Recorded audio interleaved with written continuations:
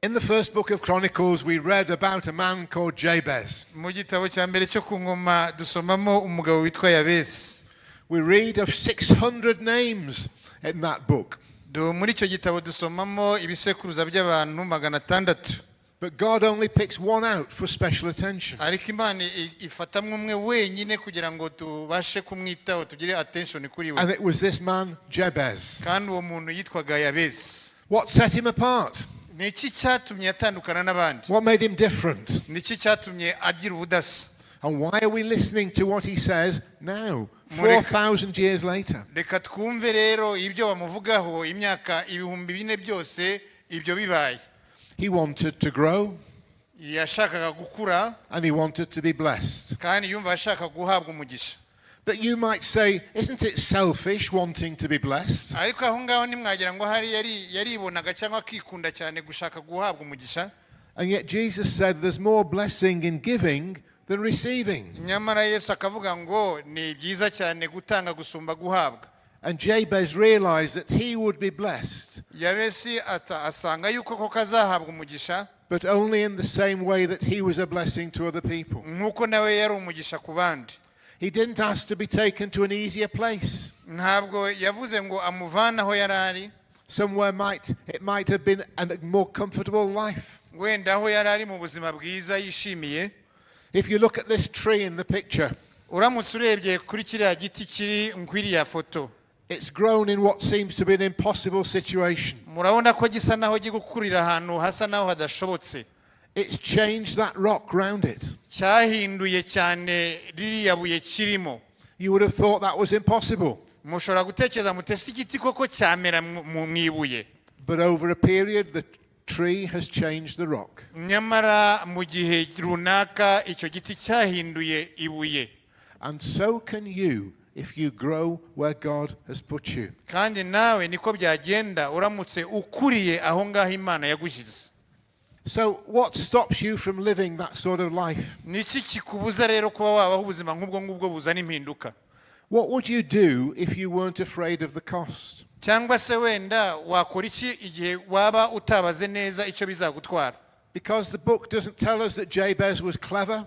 Kubera ko igitabo ntabwo kitubwira iki gitabo cy'ingoma za kabiri ntabwo kitubwira niba wenda Yabesi yari umuhanga, or that he was wealthy, cyangwa wenda yari afite amafaranga ari umuherwe, or that he'd been well educated. cyangwa wenda ko yari yarize amashuri menshi. He was an ordinary man. Yari umuntu usanzwe. And we never hear about him again. Ntabwo nubwo twongeye kumwumva amaze aya magambo amaze kumuvugwaho. Names are very important in the Bible. Amazina rero ni ay'ingenzi cyane mu gitabo cya Bibiliya. And the name Jabez means a pain. Kandi izina Yabesi risobanuye ngo umubabaro, ubabazwa. It could be an emotional pain. Bishoboka cyane ko yaba ari umubabaro uturuka mu mva mutima zawe. It could be a physical pain. Bishobora kuba ari umubabaro uturutse ku mibereho yawe cyangwa ku mubiri wawe. It could be a social pain. Bishobora kuba wenda ari umubabaro uturutse mu mibereho yawe ya buri munsi aho utuye cyangwa ibyo ubamo. But he had a handicap. Ariko bigaragara ko yari afite hari ubumuga. He was unwanted. Ntabwo yashakwaga. And he was unloved. Kandi ntabwo yari akunzwe. If you look at all the names in that big long list, uramutse urebye ayo mazina yose avuga mu gitabo cy'ingoma za mbere, they all tell you who the person's father was. bababwira buri gihe se w'uwo nguwo uvugwa. But not with Jabez. Ariko ntabwo ariko byagenze kuri Yabesi. We are left to guess. Dusa naho tugiye kwimagina cyangwa gutekereza se yari inde koko. But whatever your handicap may be, ubumuga ubwo aribwo bwose waba ufite rero, you may have things that you feel are holding you back in life. ushobora kuba utekereza kuri bya bintu bigusubiza inyuma. You may be carrying all sorts of hurts and pain. Ushobora kuba ugendana amakimbirane n'ibikomere by'uburyo butari bumwe. But God has still great plans for you. Ariko Imana igifitiye umugambi kuri wowe, ifite umugambi kuri wowe. In order to fulfill next slide. In order to fulfill your destiny, kugira ngo rero ubashe kugera ku cy'Imana yakugeneye, you've got to recognize the gifts that God has given you to use. Ugomba kumenya Imana yashyize muri wowe kugira ngo uzikoreshe. It may be your spiritual gifts. birashobora ko zaba ari impano z'umwuka wera, It may be your heart. bishobora kuba ari umutima wawe, It may be your abilities. bishobora kuba ari ubushobozi bwawe, It may be your personality. bishobora kuba wenda ari imibereho uko uri wowe ubwawe, It may be your life experience. cyangwa wenda ubunararibonye bwawe mu mibereho yawe, mu mikorere yawe. How will you use them? Ese ibyo uzabikoresha ute? Because when you get to heaven, God isn't going to ask you to compare yourself with anybody else. kubera ko nugera mu ijuru Imana ntabwo izakubwira ngo nzakugereranya n'abandi bose, He'll ask you, what did you do for others ahubwo izakubaza ngo mbese wakoreye iki abandi with the gifts that I gave you? ukoresheje impano naguhaye. And in the Old Testament, Esther was given special gifts. Mu isezerano rya kera rero abantu bagiye baha, Esiteri yahawe impano idasanzwe, She was very beautiful. impano y'ubwiza, yari mwiza cyane, She was very intelligent. yari umuhanga, yari afite impano y'ubuhanga, She had a winning personality. yari afite rwose imibereho cyangwa se imibereho ishobora gukurura abandi, And we read that she ended up queen. kandi tubona yuko byarangiye abaye umwamikazi. But it was for a purpose. Ariko byari bifite impamvu, It wasn't for her own benefit. ntabwo byari ibyiwe bwite ku giti cye, But she was called on to use her gifts to Yeah. save her people. ahubwo yahamagariwe gukoresha impano yo kugira ngo akize abantu. And this is very important. Acts of faith Ibi rero ni iby'ingenzi cyane. Ibikorwa byo kwizera presume three things. bijyana n'ibintu bitatu by'ingenzi. They presume risk. Bijyana nuko gufata risk cyangwa kujya mu kaga kubw'ibyo uri gukora. They include jeopardy, something nasty happening. Bijyana n'ibintu bidasanzwe biba biri bube bikaba byatandukana n'ibisanzwe.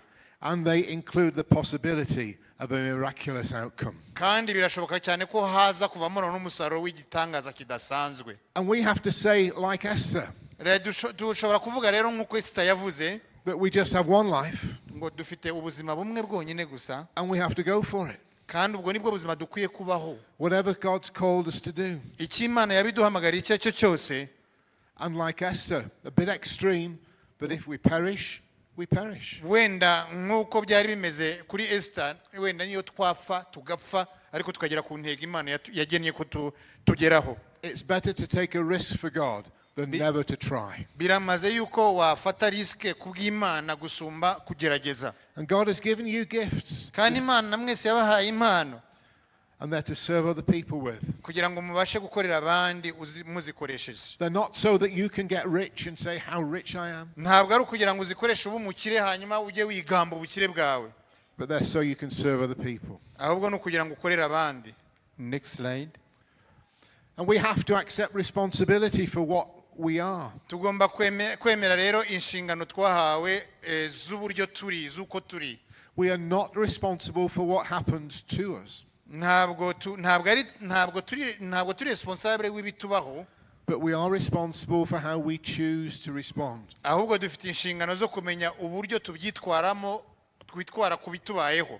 And when we make a mess of things, Ibyo rero dukoze ibibi byinshi tukangiza ibintu bitandukanye, which for most of us is often, wenda kandi bitunze kutubaho twese. let's remember there's a difference between remorse and repentance. Mwibuke ko hari itandukaniro riri hagati yo kwicuza, harimo kwicuza no kumenya ko wakoze icyaha koko. Remorse just means regret. Murabizi ko iyo umenye ko wakoze icyaha urabyatura. But the Greek word that we use for repentance Ariko ijambo dukoresha ry'ikigiriki rijyanye no kwihana means a change of mind that leads to a change in behavior. bivuga ngo guhindura imitekerereze yacu bijyana no guhindura uburyo twitwara. So maybe we need to pray a prayer like this. Wenda rero dukeneye gusenga isengesho nk'iri. Lord, disturb me when my dreams come true. Mana rero nungerageze untesha amahoro kugira ngo indoto zanjye zibashe kuba ukuri. But only because my dreams were too small. Kubera ko mu by'ukuri indoto zanjye ni nto cyane. Disturb me when I get success. Nuneshe umutwe umbuza amahoro ku igihe cyose naba ngeze ku nsinzi. And lose my desire for excellent service. Kubera ko bishobora gutuma ntakaza ukwitangira abandi. And disturb me, Lord, when I give up too soon. Numbuza amahoro data igihe cyose naba nguye mu cyaha. And I settle for less than the goals you have for me. kugira ngo mbashe kureka bikeya kuko hari byinshi unteganyirije. And we have to change the way we think, Tugomba rero guhindura uburyo dutekereza. to think possible. Next slide. Next slide. Next slide, please. If we have a mindset that says think possible, it changes everything. Igihe rero tumaze kugira ya mitekerereze ivuga ngo ibintu birashoboka, ibyo bizana impinduka byanze bikunze. So before we say something is too big and it's not my responsibility, Mbere yuko dutangiye kuvuga ngo ikintu ni kinini cyane kandi ntabwo ari inshingano zanjye, we have to ask two questions. tuguye kwibaza ibibazo bibiri. Do we really believe that God is calling us not to do something? Ese Imana yaba itaduhamagarira gukora icyo tugomba gukora? Or is it that we don't really want to count the cost of doing it? Cyangwa wenda ntidushaka kwitanga ngo tubare ndetse n'icyo bizadutwara kugira ngo tugikore? This is a picture of the maternity block at Kibogora. Iyi ni ishusho iriya muri kubona ni ishusho y'ibitaro bya maternité i Kibogora.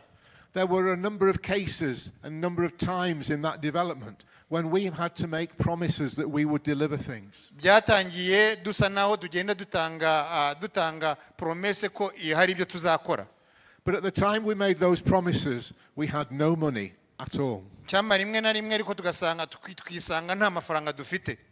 This maternity block cost a huge amount of money. Iyi maternité yatwaye amafaranga menshi cyane. And at various stages I had to write letters saying that we would do things. Na rimwe rero akandika inzandiko avuga ngo hari ibyo tuzayikoraho. We didn't have the money to do what we said we were going to do. Nta mafaranga cash babaga bafite kugira ngo bakore icyo bemereye ibitaro kuzakora. But other people relied on us. Ariko abandi bantu bakabizera. And they helped us. Bakabafasha. And we finished the maternity. Barangiza iya nyubako mureba y'igitangaza ya maternity. But if we'd never made the promises, ariko iyo bataza gutanga iyo promise, it would never have happened. nta kiba cyarabaye. And in the same case with you, you have stories. Kimwe namwe rero mufite inkuru nyinshi. And you will make a difference z'uburyo muzakora impinduka when you commit yourself to God's purposes. igihe muzagendera muri promises z'Imana. You will open doors that seem to be closed. Muzabona imiryango ifunguka isa naho yari ifunze. Hebrews chapter 11 verse 6. Musomye mu Baheburayo 11 murongo wa 6. Baheburayo 11:6. It says, without faith it's impossible to please God. Baravuga ngo udafite kwizera ntabwo washimisha Imana. You don't need faith to do what's easy. Ntabwo ukeneye kwizera kugira ngo ukore ibintu byoroshye. Everything that requires faith has got risk. Ikintu icyo ari cyo cyose kikenera ukwizera kiba gifite za riske, kiba gifite ibintu bizakugora. It's got jeopardy. Kiba gifite ibintu uziyima kugira ngo ubikore. And it's got the possibility of a miracle. Kandi biba bifite muri byo biba bifite possibility yo kugira ngo habe igitangaza. You need a parachute to do what's hard. Ugomba kuba ufite ikintu kizava mu ijuru kigahananuka kugira ngo ubikore. We have a phrase in English that we use. Somebody's got your back. Hari imvugo yo mu Cyongereza bavuga ngo hari umuntu ufite umugongo wawe. And it means that somebody's protecting you. No kuvuga ngo hari umuntu uri kukurinda. And that's what the parachute does. Uko rero niko nanone wa muntu ushita cyangwa ukora parachute waturutse hejuru mu kirere akagwa hasi. Here's a very salutary truth for us. Ni ikintu rero kitatworoheye kumva no gusobanukirwa. In Numbers chapter 13 we read that Moses sent scouts out to look at the land. Mu kubara ibice 13 Mose tumubona agenda areba igihugu cy'isezerano cya Kanani. And 12 people went out. Hanyuma yohereza abatasi 12. 10 people came back and said it couldn't be done. 10 baraza bavuga bati ntibishoboka biriya ntitwabishobora. And 2 came back and said it could. 2 baza bavuga bati byashoboka da. By the power of God. Dukoresheje imbaraga z'Imana. And as a result, the people followed the 10. Kandi icyo byavuye umusaruro wavuyemo nuko abantu bakurikiye abo bantu 10 ibyo bavuze. And they were destined to go round and round in the wilderness. Bituma bagenda bizenguruka mu butayu. until every one of that generation had died. kugeza igihe umwe muri ibyo bisokuruza byari aho ngaho bose bapfuye barashira. And then the next generation could take them into the promised land. hanyuma igisekuruza gikurikiyeho aricyo kibajyana mu gihugu cy'isezerano. And I have seen so often in churches kandi yagiye abona inshuro nyinshi cyane mu matorero where the church leaders wouldn't act in faith. aho itorero ryashakaga kugira ngo ritere intambwe mu kwizera. And they destined their church to go round and round in circles until they'd all died and the next ones could go. ugasanga barayobora itorero mu buryo ryizengurukaho ku buryo kugeza igihe icyo gisekuruza cyose gipfuye abandi basigaye bakaribo bafata roleve cyangwa bazayobora itorero. Don't be those people ntimuzabe nk'abo bantu who lead your church round and round in circles. bayobora itorero baryizengurutsaho. And we all have a responsibility in that. kandi twese muri ibyo tuba tubifitemo inshingano. Whether we're the leaders or the people. yaba turi abayobozi b'abantu. To discern what God's will is for us. kugira ngo tumenye neza ubushake bw'Imana ifite ku itorero. We've got to be willing to go through the doors that God opens. Tukwiye kuba tubyiyumvamo kugenda ngo turebe imiryango ikinguye. And if we do, remember that God's got your back. cyane cyane iyo wibutse yuko Imana ikuri inyuma kandi gushyigikiye. Next slide. Yes, please. Thank you. There's only one way to grow in faith. hari uburyo bumwe bwonyine bwo kugira ngo ukure mu kwizera. As in anything else. nk'ikindi icyo ari cyo cyose. And that's to take a step beyond where you feel comfortable. ni ugutera intambwe ukava mu bigushimishe bikunejeje. It's what athletes do to grow. murabizi ko ari byo abantu bakora ibintu bya atlete cyangwa se birukanka bakora za marato n'ibindi bakora. Just look at this girl's face, this athlete's face. turebere nawe ko iyo shusho uwo wiruka uwo muntu ukora ibintu bya atletism. What does it say to you? ni ikiriya shusho ibabwiye. It says, don't get in my way. irababwira ngo winjye imbere wimbera obstacle wimbera inzitizi. I'm going to do this whatever it costs. ngiye gukora ibi ngibi icyo byantwara icyo ari cyo cyose. And I'm going to keep trying until I get there. kandi ngiye kugerageza ngerageze kurinda mbigezeho ngeze ku musaruro. The problem is, ikibazo rero, so many of us say that in our words, abenshi babivuga mu magambo gusa, but we'd much rather sit down somewhere comfortable ariko ntibagire icyo bakora and take our ease. ntibakore icyo bakora cyagira icyo kibatwaye. We prefer stability. tugahitamo gusa kuba turi ahantu nyine ibintu byose biri ku murongo. We prefer peace. tukumva ko twageze iyo twagezaga tukahitamo amahoro gusa. We prefer comfort. tugahitamo ahatumereye neza. But never be the person who says something is impossible. ntujye wicarana n'umuntu ukunda kuvuga ngo ibintu byose ntibishoboka. And it's people who say something isn't impossible change the world. uzajya ugerageza kwicarana n'abantu bavuga bati ibi bintu bidashoboka ahubwo reka mvuga amagambo y'uko bishoboka. And they change the church. hanyuma bagahindura itorero kubera ko bavuze ko ibidashoboka bishobokera bizera. How many of you have got one of these? ni bande baba bafite smartphone cyangwa telefone? ni bande bafite telefone? muyerekane. 40 years ago this was impossible. mu myaka 40 ishize, myaka 30 yose ishize ibi ntibyashobokaga. And some people refuse to believe it. kandi ntabwo ni ibintu utashobora kwizera ko abantu baba bafite telefone. And the things that we thought impossible not very long ago kandi ibintu twatekereza ko bidashoboka mu myaka ishize are considered normal. ubu ngubu ni ibintu bisanzwe. All because people weren't prepared to accept that something couldn't be done. kubera ko hari abantu bemeye ko hari ikintu gishobora gukorwa. If anyone can push boundaries for us, niba hari umuntu ushobora gusunika ibintu bituzitiye by'inzitizi, surely it's our God. byanze bikunze ni Imana. Surely it's our God. iyo ni Imana yacu, niyo Mana yacu isunika ibidashoboka, isunika imipaka. Jabez didn't just pray that God would extend his boundaries. Yabesi ntabwo yasengeye gusa kwaguka. He asked that God would protect him. ahubwo yanasabye ko Imana yamurinda. And so should we. natwe niko dukwiye gusenga. We're in a battle. turi mu ntambara.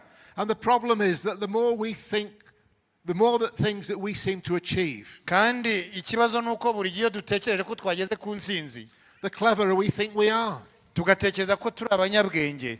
And that's a terrible mistake. Ayo yaba ari ikosa rikomeye cyane dukoze. Because it's our God that does it. Kubera ko ni Imana ibikora. And we see busyness as somehow good for our ego. Tubona ukuntu ibintu byinshi dukora tubyigaruriraho. We say, I'm sorry, I can't serve in that menial job. Tukavuga ngo ntabyo ibyo twabikora rwose n'iby'abandi, ako ni akazi k'abantu baciriritse. I'm too busy doing important things. Njyewe ndi busy ndi gukora ibintu bikomakomeye. I can't clean toilets or do things like that. Njyewe urumva nanjye ntabwo nagenda ngo noze toilette hariya. But in God's kingdom, these things are upside down. Ariko mu bwami bw'Imana ibintu rwose biba bicuritse. There's more blessing in this church Harimo umugisha mwinshi cyane mw'iri torero for the person who cleans the toilets kuri wa muntu ujya ukoropa toilette zacu than there is for the person standing on the platform. gusumba ba bandi baza bakicara bagahagarara ku gatuti. Because God's kingdom is upside down. Kubera ko ubwami bw'Imana busa naho bucuritse. And the first shall be last, and the Kandi last shall abanyuma be bazaba first. abambere n'abambere bazaba abanyuma. But also, we need to seek the Holy Spirit's empowerment. Ariko nanone tukwiye gusaba imbaraga z'Umwuka Wera ngo zidushoboze. Because for the Christian, Holy Spirit dependence is another word for power. Kubera ko ku bakristo bose bakenera Umwuka Wera kugira ngo ari ubashoboza. You will come under attack, Ushobora kugera mu ntambara. but you do have God's protection, the Holy Spirit in you. Ariko ufite kurindwa n'Imana, ufite Umwuka w'Imana uri muri wowe. And the Holy Spirit brings life. Kandi Umwuka w'Imana uzana ubuzima. He's with us and He's for us. Izana kuzura no kuzuzwa. He's like the wind, He impacts us. Uza nk'umuyaga ukatugeraho ingaruka nziza. He's like a breath, He sustains us. Umera nk'umwuka uduha ubuzima, imibereho irambye. He's like a sigh, He comforts us. Ni nk'ikimenyetso, iraza ukadushoboza, ukatumara agahinda. And remember that the Holy Spirit is with us, even on the days when we don't feel it. Mujye mwibuka yuko Umwuka w'Imana ubana natwe igihe cyose n'igihe tutabyiyumvamo.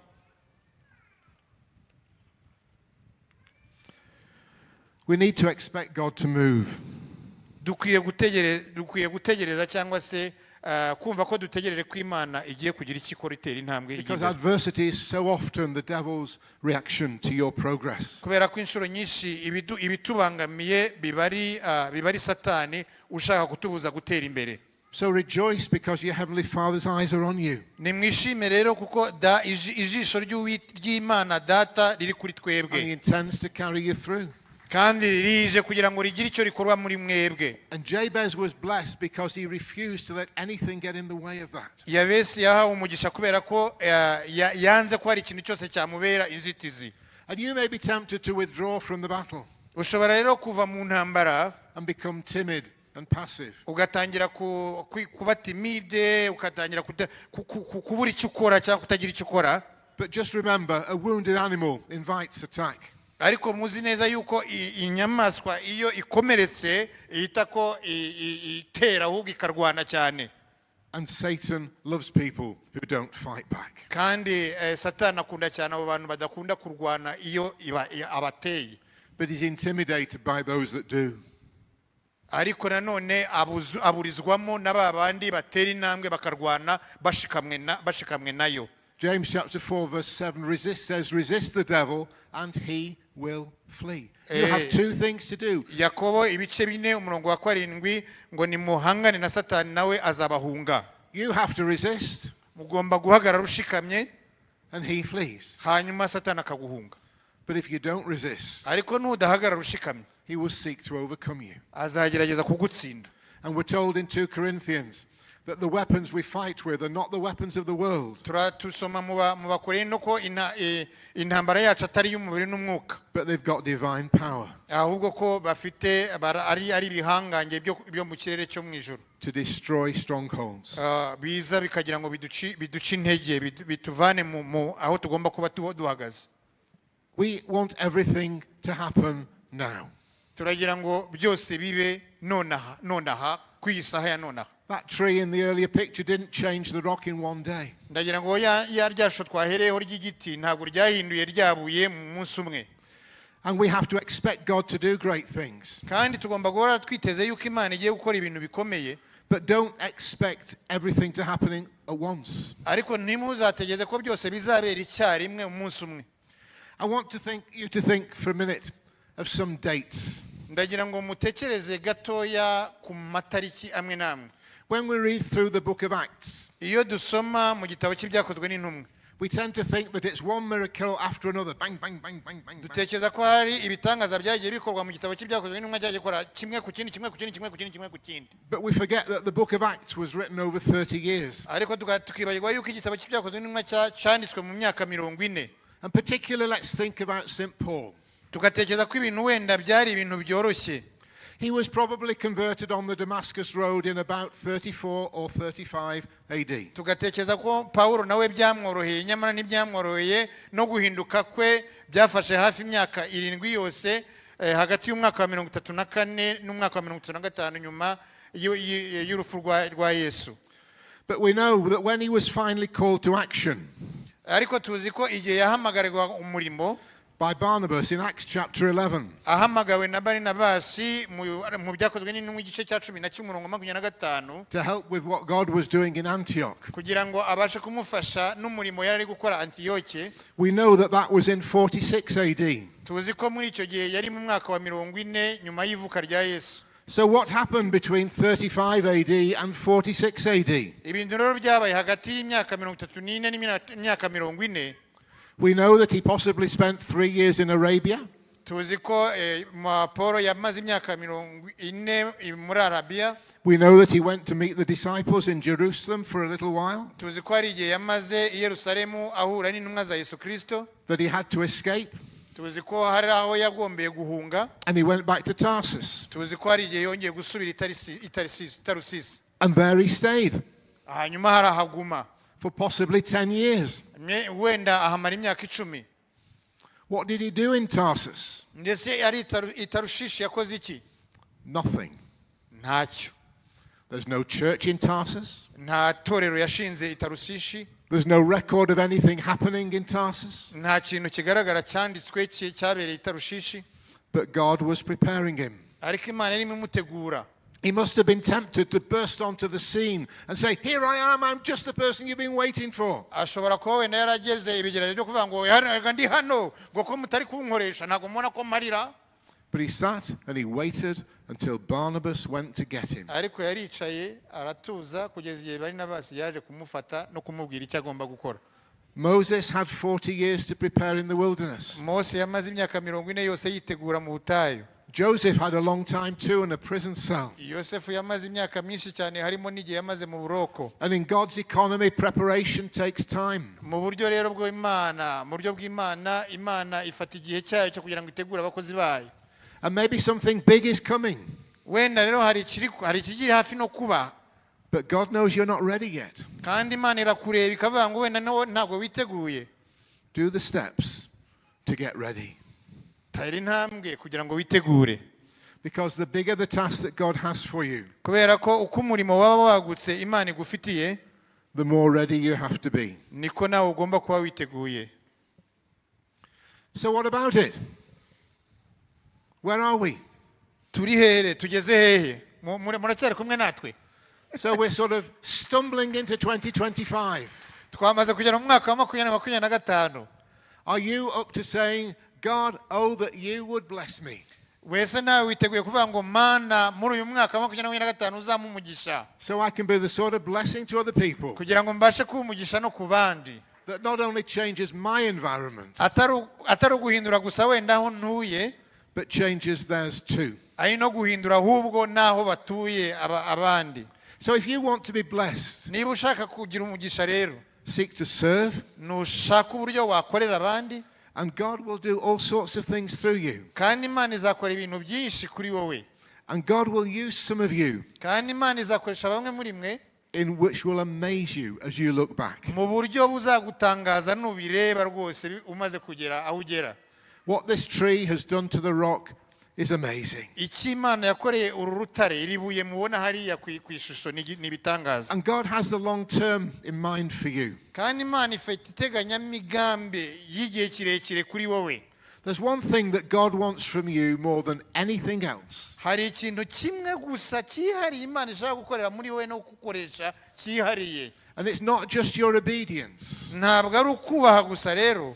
Because obedience is the minimum acceptable level of service. Kubera ko kubaha ni akantu k'agace gato cyane mu bijyanye n'ibyo ugomba gukora. God wants your willingness. Ahubwo Imana irashaka n'ubushake bwawe. Because willingness opens the doors to opportunity. Kubera ko ubwo bushake bwawe bufungura imiryango y'ibintu bitandukanye wakora, amahirwe atandukanye. It opens the doors to things you never thought possible. Afungura imiryango y'ibintu byose wagiye utekereza ariko bitanashoboka. And God has the long term in store for you. Kandi Imana ifite rero igihe kirekire cy'iteganyamigambi ry'ibyo ishaka gukorana nawe no kugukoresha. Because the impact of what God calls you to do now kubera ko icyo Imana ishaka kugukoresha kugira ngo gihindure kizane impinduka will carry on for eternity. ni ikintu kizagenda mu buzima buhoraho iteka ryose. If you want me to sum up in just one sentence what this message is about, niba ushaka kumenya gusa icyo watahana uyu munsi mu nteruro imwe yonyine mu byo yabwirije byose, the sentence I would use is God's blessing is in your yes. ni nteruro imwe ivuga gusa umugisha wawe uri mu kuvuga ngo ndemeye. Will you say yes to what God has for you? Mbese wavuga ngo ndemeye Mana ibyo ufite mu kaboko kawe ku bwanjye.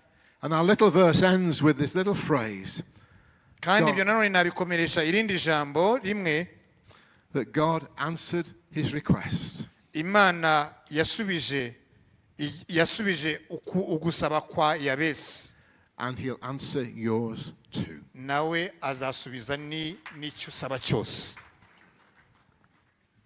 Iyo Mana izasubiza ibyo byose ni Imana twemeye, ni Imana dusenga. Hari icyo usengera muri 2025 kugira ngo uhagurukane natwe n'iri jambo no muri ubutumwa, uhagurukane natwe ukereka Imana. Nurangiza uvuga uti ndemeye. Abemeye barahagarara, ansabye kubasengera, ngiye kubasengera. Hari icyo ubwira Imana muri 2025, Mana mvuze yes, Mana mvuze yes, Mana mvuze ndemeye. Witeka Mana igira neza mu izina rya Yesu. Urakoze cyane ko dusengeye natwe mw'iri sengesho rya Yabesi, dushaka kurindwa no kwagurirwa imbago, hanyuma tugahabwa n'umugisha wawe, kandi ukabikora nk'Imana mu izina rya Yesu Kristo umwami wacu. Bikore Data, abagabo n'abagore, abahungu n'abakobwa, abana batoya, igitsina gore n'igitsina gabo, turahagaze twese, duhagaze mu kwizera kw'ibyo tukweretse dushaka ko biba muri 2025, ugiye kubikora mu bumana bwawe. Ibyari ibidashoboka kuri twebwe, ibitaradushobokeye muri 2024, ugiye kubishoboza muri 2025 kubw'icyubahiro cyawe, kubwo umurimo wawe, kubw'ibyo ugiye kudukorera kugira ngo natwe tubikorere abandi. Tubisenze tubyizeye mu izina ry'umwami n'umukiza wacu Yesu Kristo. Amen.